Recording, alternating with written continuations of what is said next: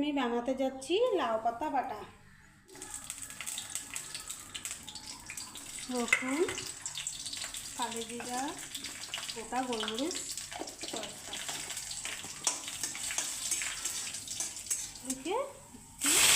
তেজপাতা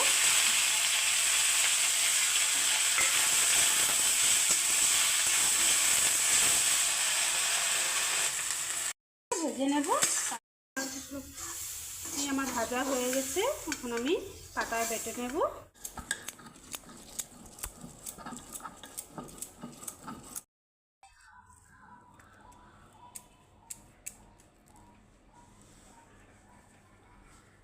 এই আমার লাউ পাতা বাটা রেডি। আমি একটু খেয়ে দেখি তো।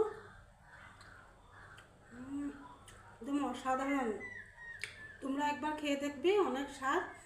আর আমাকে সাবস্ক্রাইব করবে তোমরা, যদি আমার রান্না তোমাদের পছন্দ হয়।